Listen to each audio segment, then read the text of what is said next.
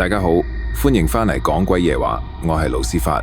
今晚第12集，直擊油麻地窩打老道嘅一間醫院——九龍最老華人醫院。醫院響1911年建成，見證近100年血淚生死。呢度唔止救人，劏房大鐵箱更係怨靈巢穴。夜晚巡房，鐵箱當當響，開蓋見屍，手指彎曲敲壁，好似低語，一齊麗永別停。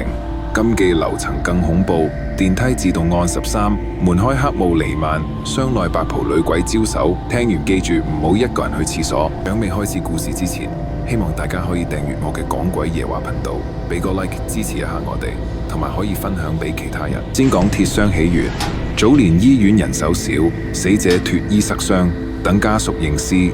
鐵箱焊死鐵皮，好似棺材，高1.8米，寬1米，頂上小蓋檢查。日軍佔領香港，響1941年至1945年，醫院變戰地，傷兵斷肢殘軀堆響箱裏邊。80年代，響醫院工作嘅護士阿玲，有一晚12點巡房，劏房傳當當聲，好似細路仔敲門。阿玲把手開鎖，箱蓋彈開，入邊男屍右手5指扣緊箱壁，指甲刮出血痕，屍眼半開，嘴微動，好似講陪我。阿玲尖叫肚，回頭箱已經鎖好，但鐵皮留5道紅印。之後連續3晚同聲響，醫院請法師燒符先停。70年代停屍間5工，當晚落雨，另一位女屍入箱，鎖好推去停屍間。半路箱搖下搖下，帳面傳出一把女聲：阿明，一齊嚟啦，我好凍。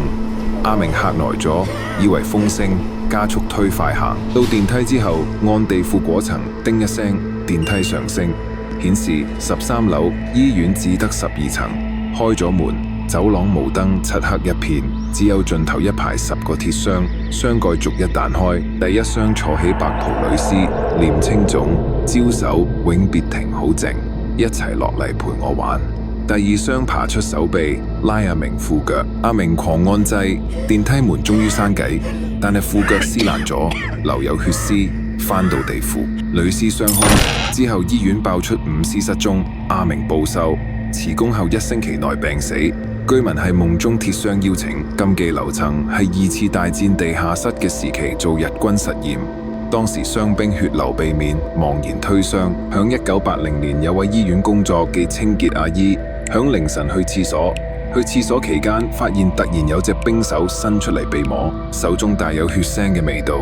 清潔阿姨嚇到成個人跳起，廁所燈不停閃下閃下，鏡中見到有個白影推鐵箱行過。之後清潔阿姨突然暴瘦20磅，完全食唔落嘢。南武師傅話係鐵箱怨靈，因為對死屍不敬，觸怒到死者。報章訪問證實，類似事件多數發生響停屍間附近。響2020年，有位 Uber 司機阿強深夜時分接到一單去醫院嘅 order。阿強到目的地嘅時候，望到 call 車既係一位白衫女子，接白衫女子去到醫院門口，阿強以為女仔唔舒服，於是好心陪個女仔上去。行到入電梯，女仔講去13樓，阿強就按13字。電梯內突然燈熄咗，個女仔變咗死屍，面上有爛肉，四周圍都係鐵箱聲。阿強聽到有把聲講永別同行。電梯內周圍係血手印。電梯門開咗之後，阿強好驚咁逃出跑，女屍之後就消失咗，手印形好似鐵箱刮痕。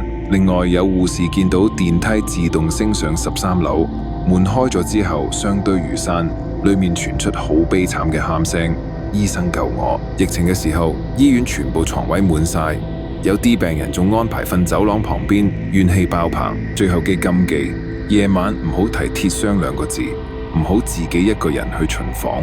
醫院員工異口同聲咁傳話：13樓係永別過渡，怨靈等本。你遇過醫院怪事咩？如果你哋都有醫院怪事，可以留言講我知。希望大家可以訂閱我嘅講鬼夜話，俾個 like 支持下我哋，同埋分享俾其他人。我哋下個星期6再見，繼續發掘香港都市傳說嘅另一面。